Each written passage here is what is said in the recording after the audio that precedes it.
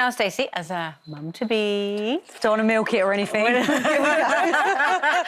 Prepare yourself. We are going to be talking about you, for you, to you, about anything to do with babies. Is this how do you feel about these adverts? Because obviously I'm looking back. Last time I had a baby was nearly 13 years ago.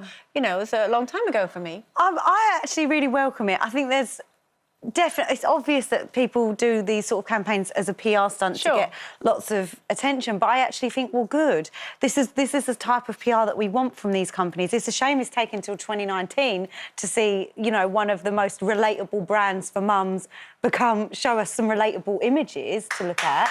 But they're doing it. Yeah, it's happening, and it's really exciting. I think it's a breath of fresh air. I almost sigh a relief when I see a stretch mark or a bump when you've given birth but you still have your bump, because that actually happens. You don't just go back to nothing. But surely people know that you don't go back to nothing. Yeah, I'm sure they soon find out, don't they? But you spend your whole life thinking that everything is smooth and beautiful and perfect, because that's what we're told to believe, is that if you don't snap back...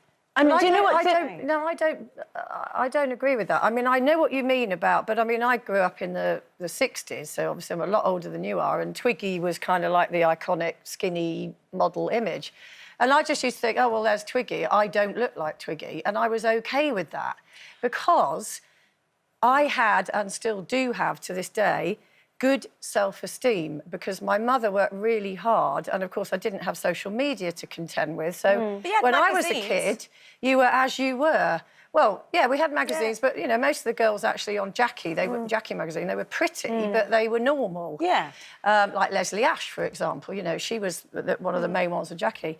But I was always OK with what I looked like, and I think social media maybe has an impact. But for me, the hardest work, and I've got 3 daughters, is to make sure that their self-esteem is really good. So, because if you love yourself and who you are, you could be bombarded with whatever images, I think that, and you can just go, oh, yeah, but that's not real. That's all well and good, and I totally agree with you. Self-esteem is imperative in being able to bat away all of the nonsense that we see all the time.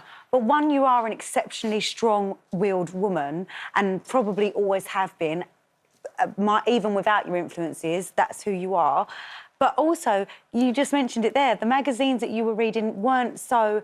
The girls on them were relatable. You could look like them. They were the girls next door. Well, some were. I don't think Twiggy was particularly relatable, but there were girls out there that you could aspire to be without thinking, God, I'd have to go physically, through a whole load of surgery, or I'd have to do this or do that, or airbrush my whole self to look like that. But also, bringing it back to the campaign, we're talking about new mums here, and you could be absolutely in tune with your body and love how it looks and be self-confident or what have you, and your body undergoes changes that you cannot fathom when you're pregnant. You know, I thought that, well, you know, I'm quite slim, and I thought, well, I'll just look like a snake that swallowed a ping pong ball or whatever, and I didn't. I put on 4 stone, it's huge. I've still got stretch marks. I've still got, you know, my body never went back. And I think for me, not only would it make me as a woman feel better if I saw these images, but I think a lot of men don't understand how your body is going to change. And to show men that this is realistic. My wife isn't suddenly strange compared to models. But I agree with Stacey. Why are we talking about it? It should be just the norm. But we shouldn't be having to go, oh, how amazing, we're seeing normal women. That's only because it hasn't been the norm, because for years and years and years, women have been told you can't be hairy, you can't have stretch marks, you can't have this, and they have been told that. But you do it on social media all the time. You go, this is me looking terrible today, bad hair day, I've got a spot, whatever. I've got hairy toes. That's great. Like that one. You know, that's great. That's on social media.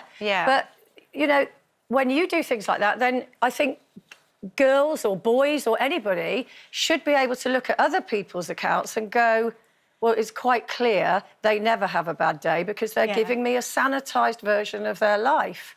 You know, surely that's what we all need to be able to process. Well, so you want the you want the images where everything is completely made up. But just be able to go because they're selling something, the same way that Twiggy was selling clothes because she was super skinny. I think you can sell things without lying to people. That's my issue, is you can 100%... Are they lying or are they being selective? No, they're lying because they're insinuating that everybody looks that way and everybody's going to come... necessarily. Well, yeah, because before this, when did you walk into Mothercare and see a stretch mark on a woman who just had a baby? I mean, that's a lie, isn't it? Yeah, that there's nobody has ever... But Stacey, in all of this, don't you think think what Jane is saying is that we have lost a generation of people who lack self-esteem and self-belief we have to take responsibility because and we bring up don't kids talk to have about because we're not talking about other things and we're not putting on social media. Look how hard I've worked. This is what I've got. Look at my talent. Look at my skill. Look at that. We don't see a lot of that. What we're doing now is saying that I am more than what I look like. I am more than what I weigh. I am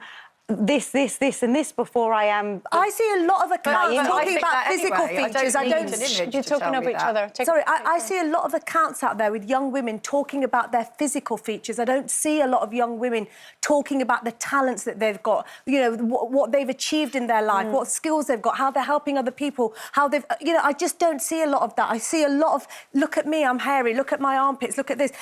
To be honest, I'm not really that interested. I think we're going to get a whole generation of young women, you know, saying this is who I am. This is what I want to. This is I'm strong. You can because we need to show people what self-esteem is, but also we need parents to show children what self-esteem is. And actually, I think there's a whole generation of parenting that is not instilling that into their children. But there's a whole generation of lots of things I think that we've been subjected to, but that's made us low in self-esteem and lacking self-esteem. I look at the way that my boys are raised, and it doesn't matter how many times I say you are important. You are valid, you are enough, there is still going to be a whole environment of people saying you should behave to a woman like this and you should have a body like this and you should... So they're getting that injection from all around. I'm not just saying from media, from social media. Do you know, ladies, we're going to have to do this on another day.